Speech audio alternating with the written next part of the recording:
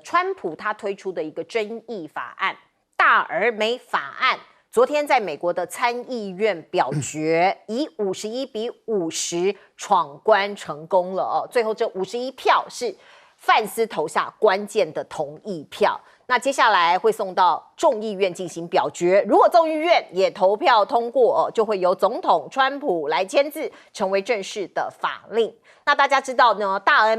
而美法案呢，其实争议性很高，不过川普对他自己很有信心。他说这项法案将会大幅减少联邦的赤字，并且迈向崭新的美国黄金时代啊。可是呢，很多人担心这个预算增加，赤字会失控。现在呢，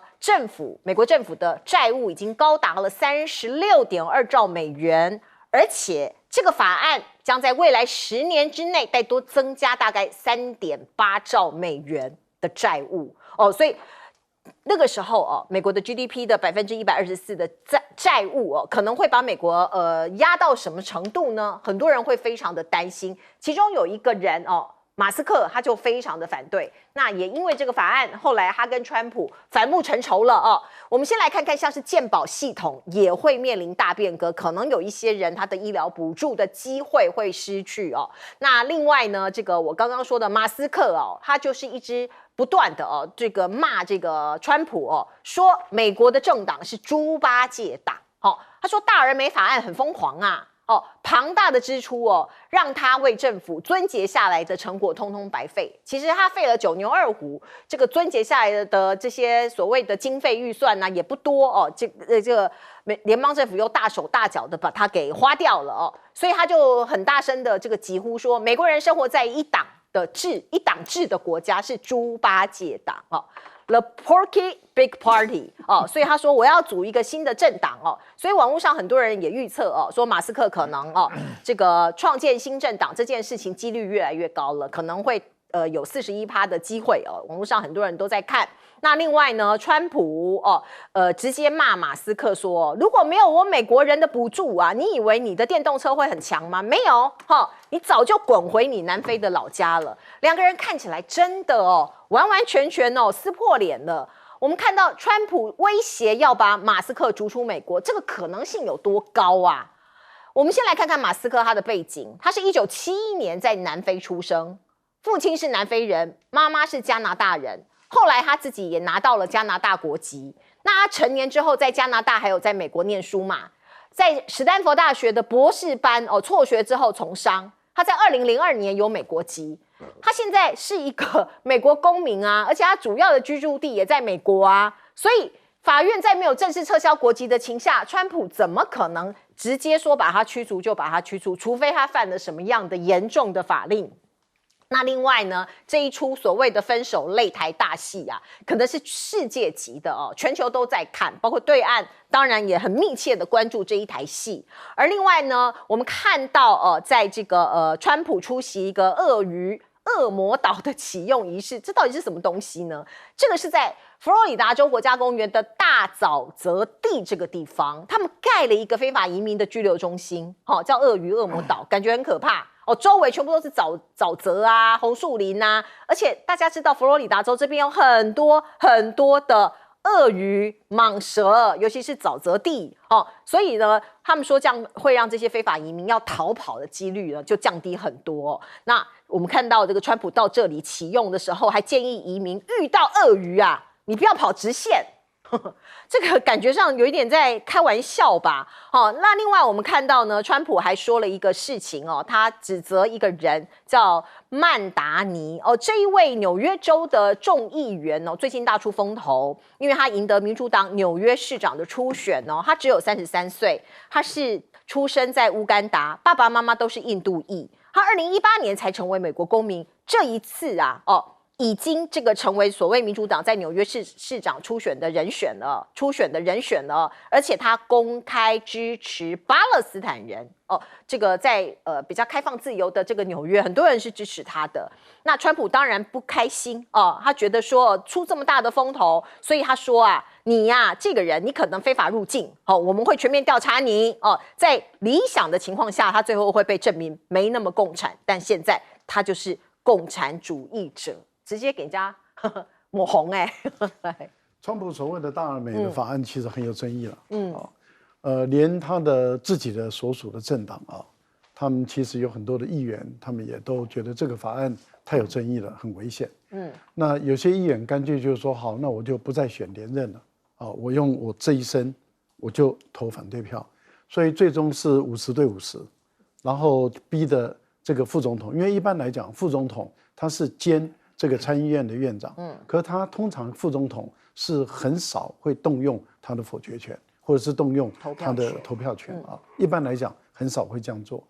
那没办法了，因为现在是50对50，而川普是一定要把这个法案通过，所以范斯就动用了他的投票权，那当然就通过了。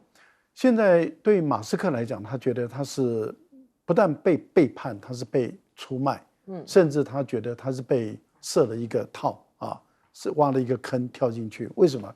因为当初他们在竞选的期间的时候，川普就跟他谈，因为他一直在谈到美国的债务危机的问题。坦白说，美国的大企业他们最怕的就是美国的债务危机，因为他们都知道，如果美元崩跌，美国的信用破产，美国的债务危机发生，他们的这些大企业的损失才是真正的巨大。其他的你说汇率高高低低，然后呢，关税或者是说你的有时候这个产品卖得好，有时候卖不好，其实那个东西都可以挽救。他们最怕的就是美元崩了，因为他们大部分的资产都是美元。如果美国真的是崩解了，或者是它的债务，或者是美元它的霸权地位崩解的话，其实这些大公司他们才是真正的伤到根本。所以他们都很清楚知道，就是不能够让美国的债务崩溃这个观念。那对于马斯克来讲的话，他觉得川普也很愿意，也表达得很有诚意，说要删减预算，要控管，因为拜登实在是花太多钱了。对，好，美国历届总统都在处理美国的债务哦。那川普刚开始装的也好像真的是要处理，所以成立一个 DOGE， 然后呢由马斯克来操盘。结果马斯克后来真正的感觉到他被背叛，是因为坏人都由他来干，砍人都由他来做。但是等到他砍完了以后，他惹得满身腥了以后，他被逼下台。原来川普的最大的东西在后面。为什么？他被弄下台了以后，他的大而美的法案就出来了。这个时候马斯克真的感受到他被出卖了，他被利用，所以他不断的去跟这个川普，刚开始是据理力争，后来甚至吵架，然后到最后这个被迫他要直接公开对抗，然后川普在威胁他，两个人在越演越烈的时候，你看这个大而美的法案到最后通过了。这个通过，坦白说，对于美国来说的话，很多人会认为说，弱势团体可能会有1000多万人会失去医疗的保障。失去这医疗的保障，这意味着就是说，美国这个社会会变成一个有点像地狱的一个情况。为什么？你想啊，我们台湾才2300万人，如果你有1600万人左右，他没有医疗保障，他没有办法得到好的就医，而活活的病死。各位想想，我们才2300万人，如果有1000多万人在台湾活活的病死，你会怎么看这个地方？那你像美国这样的一个国家，如果有1000多万人，他因为没有钱去看医生，也没有能力去看医生，然后即使他是外来移民或者是美国的公民，可是在底层的人，他活活的就这样病死了，那你觉得这是一个什么样的一个国家？这个国家坦白说就显得太残忍了，因为我们再怎么样都应该还有社会救济嘛。那还有就是他要借这么多的钱，要举债这么的多，现在大家对美元已经越来越不信任了，然后对美债也越来越不信任了，所以我们看到美债的殖利率一直在攀高嘛，因为大家不信任它，不想买，所以你变成你的殖利率要越来越高才能够卖得动，那你美国政府是不是就负债越来越高？你到时候你这个利息怎么还？你一旦财政崩溃以后，你的美元就崩跌，那你想想看，这个国家会变成什么样的一个国家？来，彬哥，其实有的时候真的是旁观者清哦，全世界的人都看衰马斯克跟川普的交情，结果他们两个就是尤其马斯克这么聪明的人，好像看不穿这一点，结果现在就演变成现在这么糟糕的一个情况。那当然，马斯克毕竟是企业家，民不与官斗。他跟川普斗的话，如果川普真的发狠，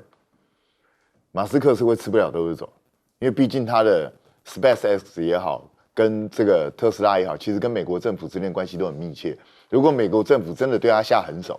那马斯克一定会重伤。可是问题来了，美国政府就不会受伤吗？川普自己也会受伤，对不对？而且川普其实如果在这个时候去对马斯克下狠手，他只是帮自己增加更多的敌人，而且对自己完全其实得不到多少好处，只是泄愤而已，而且会更加制造他自己的麻烦。实际上，现在看起来这个大而美法案是有机会过关的。那可是问题是，真的过关了之后，真的会像川普讲的一样，是迎接美国的黄金时代吗？恐怕未必见得吧，恐怕会制造美国的大混乱时代了。所以我觉得会有这么多人对这个法案感到非常忧虑，这恐怕绝对不是空穴来风。川普如果硬要这样硬干，如果美国是一个还在他体质良好的时代，他这样搞也许可以。可是美国现在体质已经很衰弱，再加上他又在跟全世界开战，然后在这种内忧外患的状况下，你去进行这么样强力的这样的一个法案，我觉得到最后恐怕会让美国自己产生更大的问题，恐怕这个不是能够随随便便就这样终止解决的。那至于说这个川普哦，他很喜欢把一些民间乱七八糟的想法到处公然的讲，跟我们的赖清德差不多。大家记不记得在那个 COVID-19 的时候，他就到处在乱讲说吃什么可以好，吃什么可以好，可以消毒水，结果后来害很多人才中毒然后现在又在乱讲说看到鳄鱼就是不要跑直线，要什么什么，你到底在讲什么啦？拜托你们自己美国的节目留言终结者都做过实验，遇到鳄鱼，其实鳄鱼对岸上的东西，因为它是伏击生物。所以，除非你刚好吓到它，可能会咬你一口。你如果跑了，它根本不管你怎么跑，它基本上不会追你，因为它陆地不是它的地盘嘛，它是躲在水里头伏击你啊，它追你干什么？它有病啊！你以为它豹还是狮子？所以不要老是传递这种莫名其妙的错误观念，然后还自以为自己很博学，这根本就是搞笑。那问题是，他现在我觉得他对这一个曼达尼有点过头了。当然，我们都知道川普很不喜欢曼达尼，对，特别是曼达尼就是一个强力的所谓的社会民主主义者。可是问题是，你直接把人家扣了共产党的帽子也就算，然后还说如果他抗拒，我们要逮捕他。你真的要去逮捕他吗？我觉得他很可能会抗拒哦，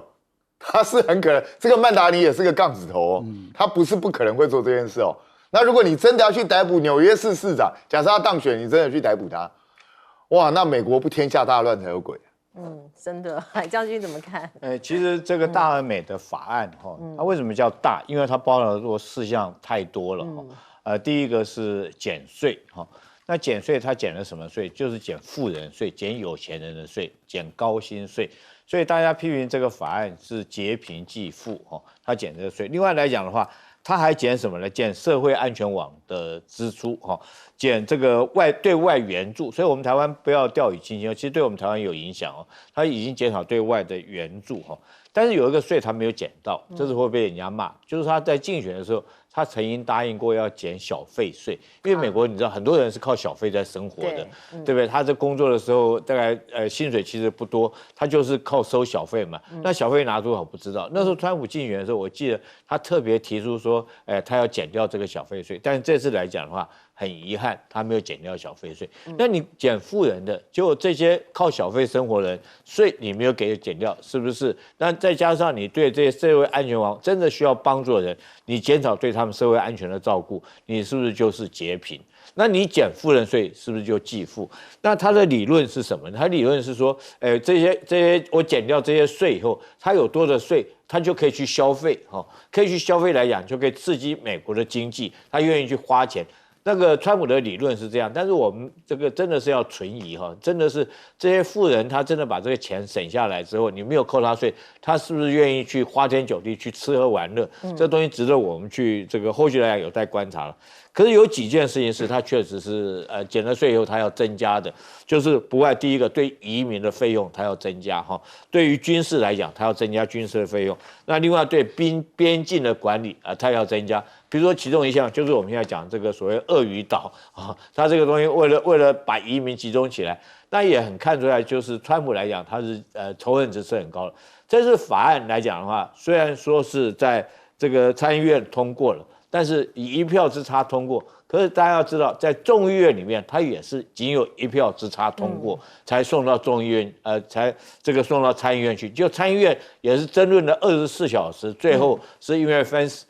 这个范斯下来投下这个关键的1票，才让它通过。所以我们可以知道，这个争论确实是很大。可是我个人从里面投票的这些人来看，共和党有好几个跑票。他跑票是干嘛？因为你在扣我穷人税啊！我是穷人州选出来，那如果说这时候我不投反对票，我下次我也当选不了，因为我们那些都家乡里面的这些选民里面很多是穷苦的人，对。那现在你减少对他们社会安全的补助来讲，他也不会支持我，所以他投下反对票。那第二个来讲，赞成的很多是什么心态？我觉得很多是所谓西瓜靠大边的心态哈，是这个跟川普一帮的心态。其实这些众议员是政客了。政客来讲只求短利，他不会看到是长利，他只看到短期之内我在政治上我也获得利益，尤其是他看到当马斯克当年如此这么红，这个世界的首富都被羞辱到这种程度，你说谁还敢这个去？尤其这些政客哪还敢去得罪川普？所以让这次的法案能够这样通过，但是我觉得很明显的美国社会会被撕裂。是川普他真的做了很多事情那他也经常说大话。他说他已经彻底摧毁了伊朗的核计划，可是卫星照来看的话，看起来是没有的包括您看到这张照片就是这是来自于伊朗的核设施的卫星照片可以看到呢，有一条通往设施的临时道路沿线有一些活动，包括卡车都在很积极的动来动去。所以呢，这显示伊朗正在积极的应对美军空袭后的损害，他们可能正在重建等等。所以呢，这个伊朗到底未来在核设施或者核子武器的建设上面到底会怎么发展呢？也是大家所关注的焦点。而伊朗现在在自清这个国内到底怎么回事啊？有这么多间谍吗？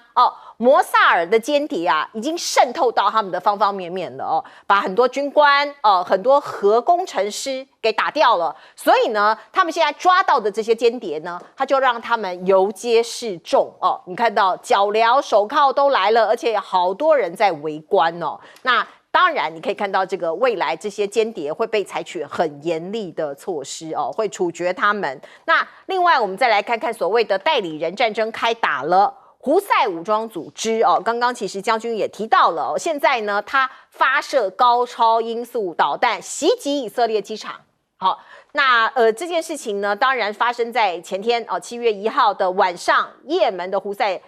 他们也证实了他们通过像这样子的高超音速导弹攻击了特拉维夫的国际机场那当然以色列现在四面应该都是这个敌人，而另外呢，美国还是挺到底。我们看到美国的驻以色列大使就说，或许美军应该派B-2的轰炸机来攻击也门这一些所谓的胡塞组织。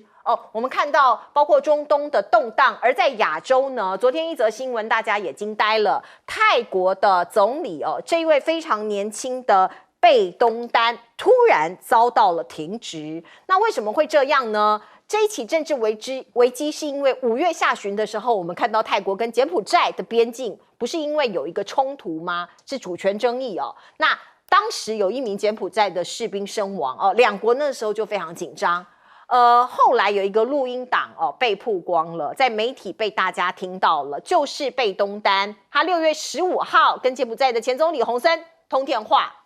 言谈间对于泰国军队有所批评，自己国家的军队，然后你批评，然后用叔叔来称呼洪森。当然他很年轻嘛，洪森年纪比他长你用长辈的这个口吻也是 OK。可是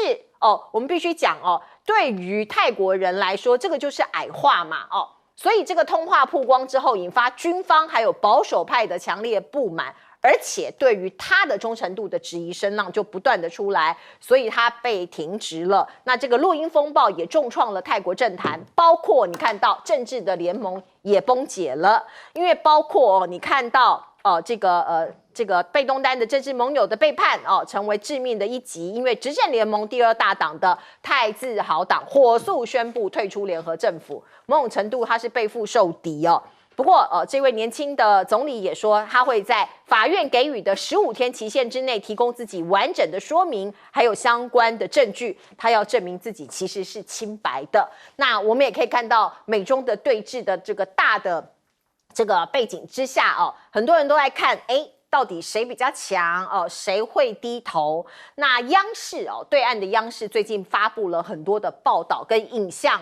说是受到外机的骚扰，所以解放军有这个出动了歼20并且先终止了多架歼20的训练任务要求他立即升空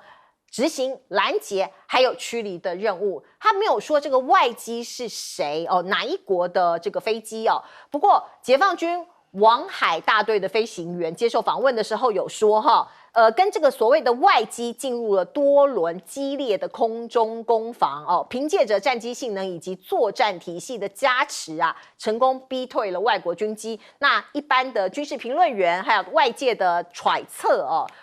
综合分析是看可能所谓挑衅意愿的国家只有美国他们锁定应该是美国推测被拦截的战机可能是美军的 F-22或是 F-35，而 F-35又更加的可能了，这是一些军事专家的分析。那另外我们看到福特的 CEO 最近有一番谈话，在网络上很多人也在流传，我们来看看。And the first thing we do is we get the last 100 cars that launch there, and we drive as many as we can, and then we pick the 4 or 5 that we love, and then we put them on a plane and fly them to Detroit. Wow. And then we drive the crap out of them, and we take them apart and we put them back together. People don't realize that China has IP that America needs. I think we just need to be more humble as a country that they do things really well that we need to learn. 来，老师。首先，我们觉得这个当然是很有趣的一个现象，就是说，川普他一口咬定，他就已经把伊朗的所有的核设施都摧毁了。那这样的话，当然美国就不用再出兵了嘛。那以色列也没有理由再去出兵打伊朗了因为核设施都被摧毁了，所以伊朗也没有理由要再反击美国或者反击以色列。那大家都开心了我觉得如果这样的话，大家稀里糊涂的过日子也就过去了啦。不过我觉得最近几个动作就怪7月1号，今天是7月2号嘛，昨天呢，那美国的这个外长他们召开了 G7 的外长会议把 G7 的外长都拿在一起开会。开会以后，他们就有一个共同的一个联合声明。这个声明是什么呢？就是说要求这个伊朗要恢复跟伊朗的核协议的谈判，然后要求说伊朗你应该要让国际原能委员会再回去，然后我们要重新来启动这个跟伊朗的核谈判。那伊朗既然核设施都被打掉了，你干嘛还跟他谈判呢？然后更诡异的地方，也就是发生在7月1号，这个马克龙打电话给普丁，他们3年没有通电话了，因为从普丁开始打这个乌克兰以来，他们就没有通过电话了。马克龙突然间打电话给普丁，然后2个人谈了一段时间，谈2件事情。谈乌克兰的战争呢是假的了，真正谈的还是有关于伊朗的核武的问题。那这个代表什么意思？代表就是台面上这个核设施被摧毁了，台面下没有，所以还要再跟伊朗好好谈一谈。所以大家还在想应对的方式，对，都还在解决这问题。是我们先进一下广告。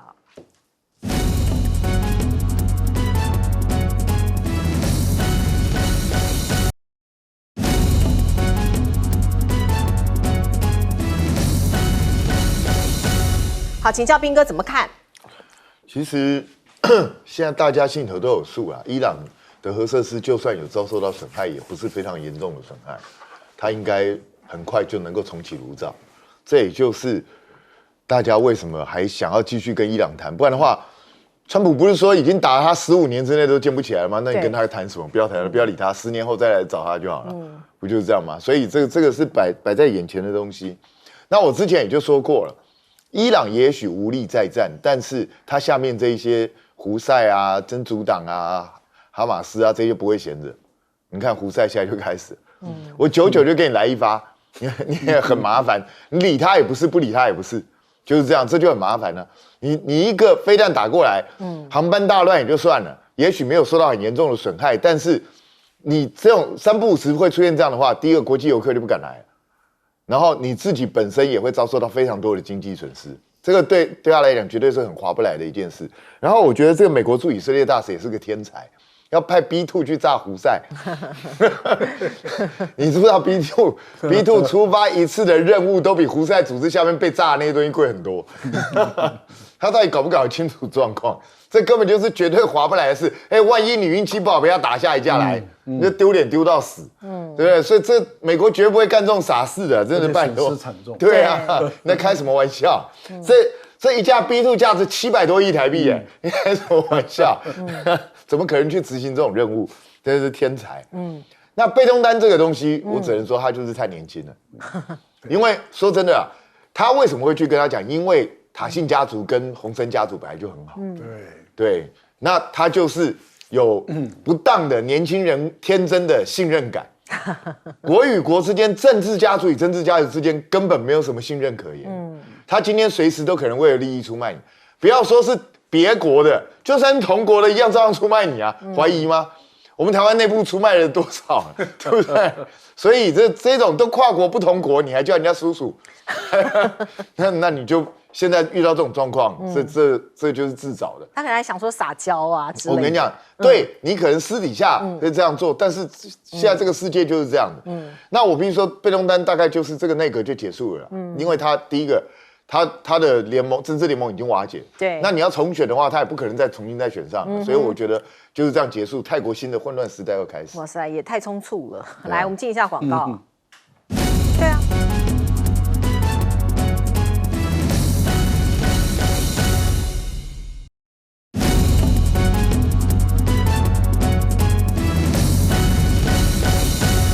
好，我们看到对岸的央视主动公布王海大队的讯息，怎么回事？我认为这个讯息由央视来公布，代表说这个是非常正确的一个讯息哈。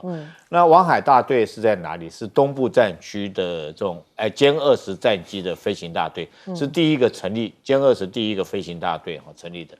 那这次来讲的话，如果说不是这个美军的 F-35是5代机的话，它应该东部战区应该不会用歼20上去这个做驱离哈，它因为一定要5代机才能够对抗5代机嘛。那如果说是像以前来讲，我们经常听到 P3反潜机啊，或者是 RC-135，大概用歼16就够了哈。那会用到歼20，代表说是应该是对抗的是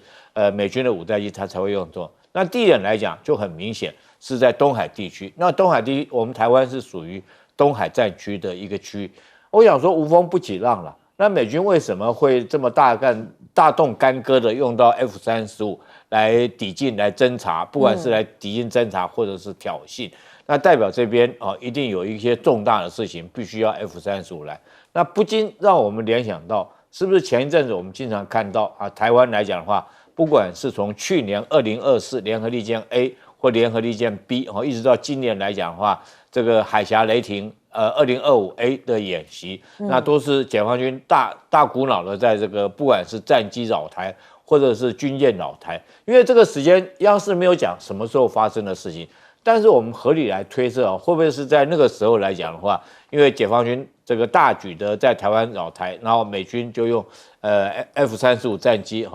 有一点来协助台湾的这种意味。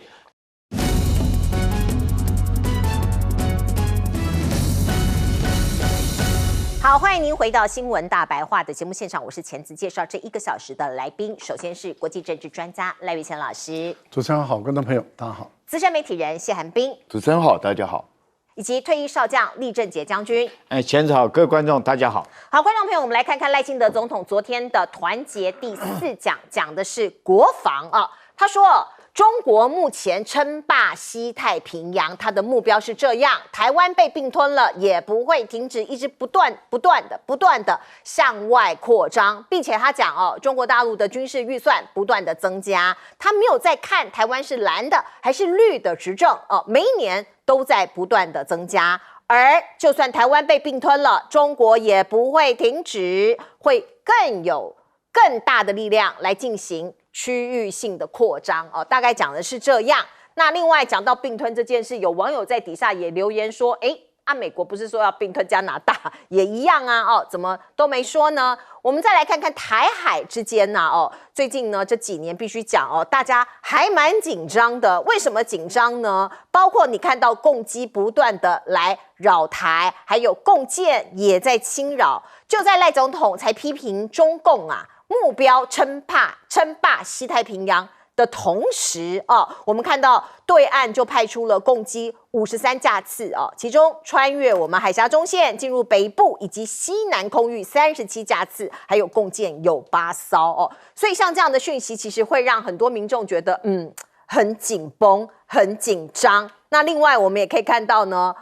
我们这边也宣布说对岸的中共将于3号，就是今天，在西昌卫星发射中心执行运载火箭发射，会经过我们的 ADIZ 那我们看到即将来到的汉光41号演习规模很大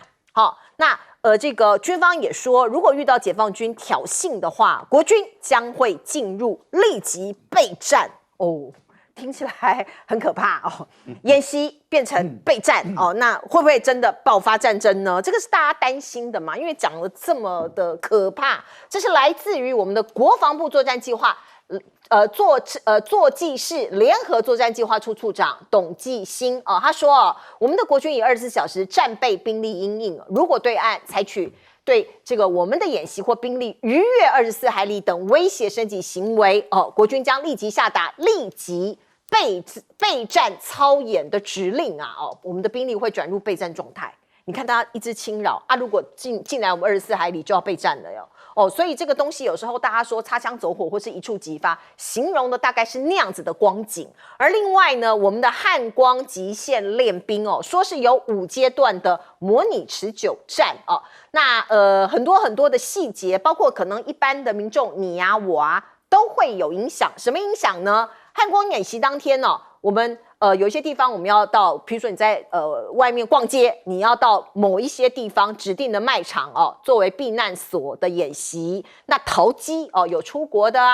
这些旅客也会受到各种的管制。而另外呢，我们看到过去我们常常讲第一岛链嘛台湾、日本、韩国在7月会做同步的演习。俄罗斯的官媒发声了他点名说赖清德煽动军事狂热。过去我们比较少看到俄罗斯的官媒说话这一次针对我们台湾讲这样的话，也是蛮令人觉得比较惊讶那包括我们看到呢，澳洲的所谓的护卫军刀演习也会在7月13号到8月4号举行所以那个时间点，太平洋上面在7月中旬会有5万名以上的兵力展开动员。那另外呢，我们刚刚讲到俄罗斯的通讯社就点名赖清德，而这个中国的军力和美国的军力谁比较强这是过去几年大家都很多军事专家都在这个讨论的。那现在呢，法国媒体说解放军现在还是没有办法超过美国的美军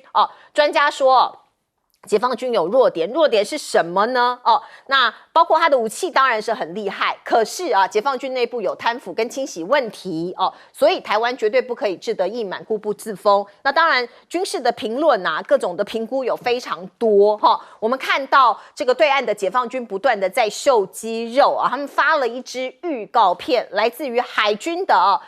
主要目的是他们的国产航母还有万吨大驱现在要访问香港，所以在画面上您看到的是解放军山东舰以及3艘驱逐舰、护卫舰组成的海军舰艇编队从3号，也就是今天到7号会访问香港。中国海军发放这一部短片那说是一个文化的交流跟参观那他们可能有些香港民众也可以到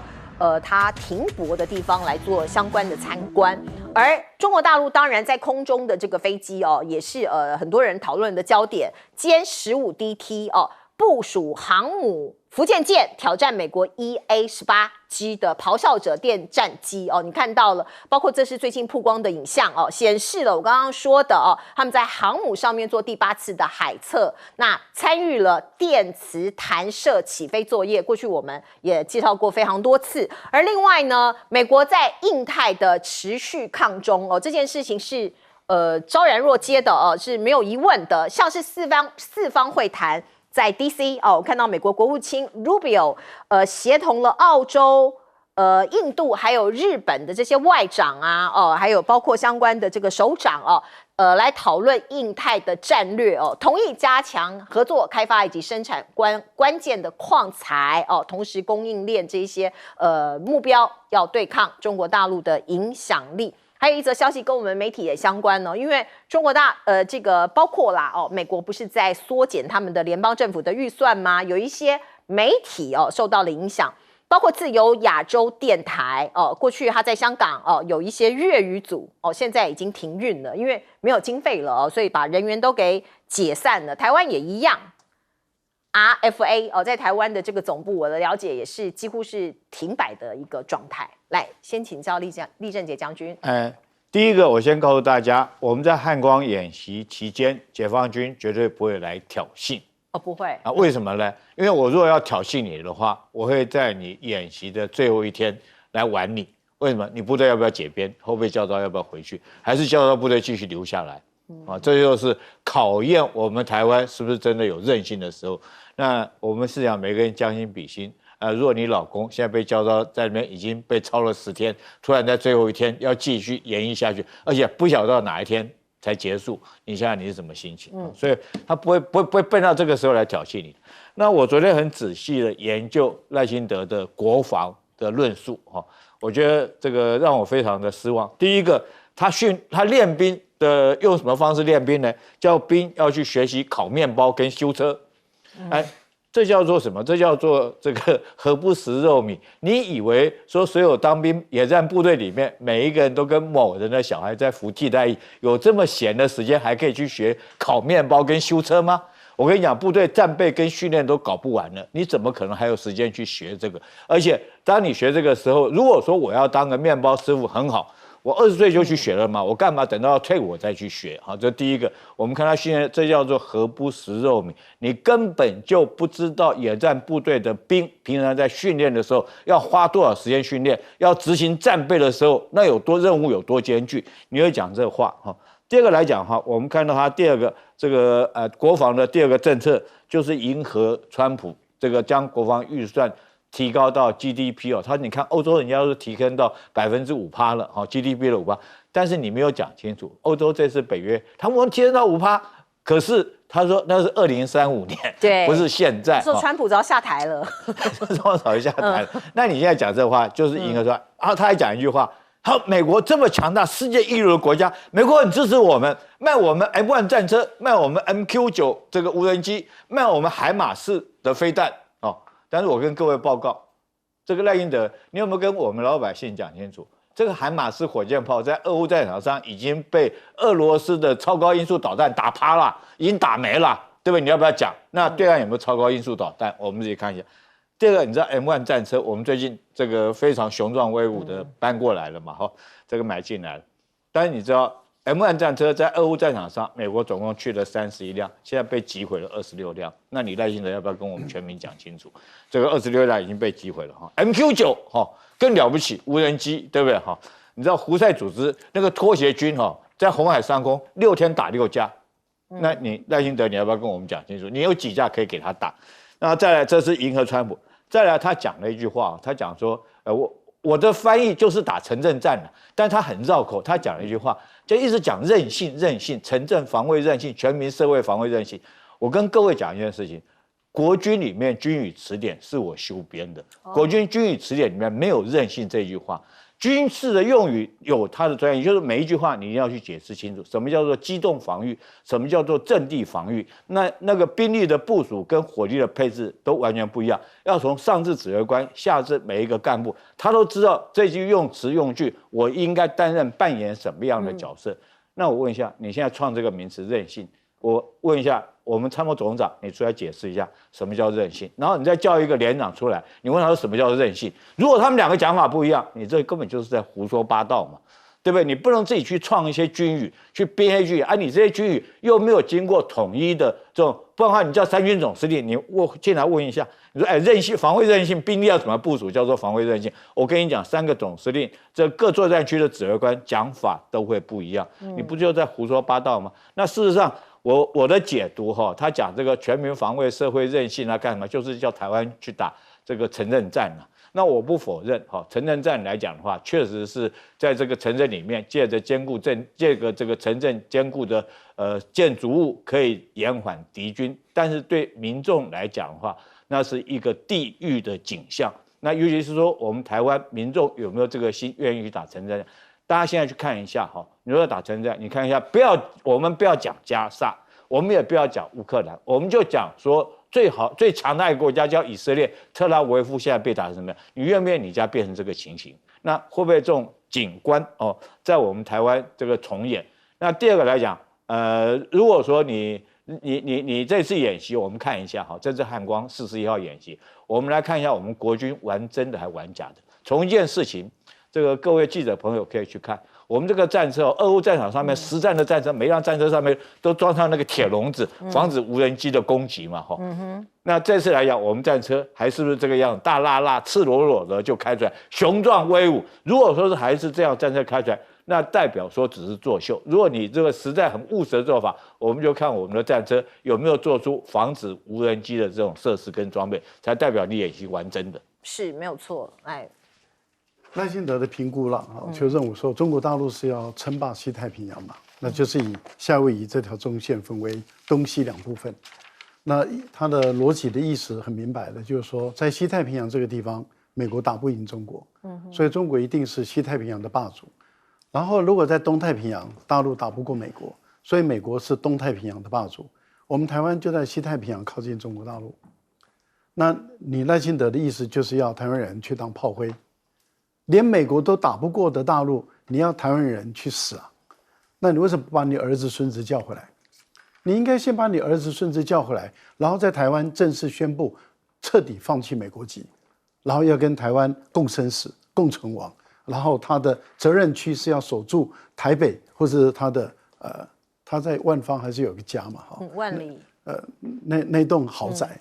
是不是要他儿子或是孙子去守那个豪宅？他先跟大家讲清楚。但基本上来讲，就是打不赢嘛。美国都打不赢了，你台湾要去当炮灰，我是绝对不同意的。第二个，他又讲到军费的问题。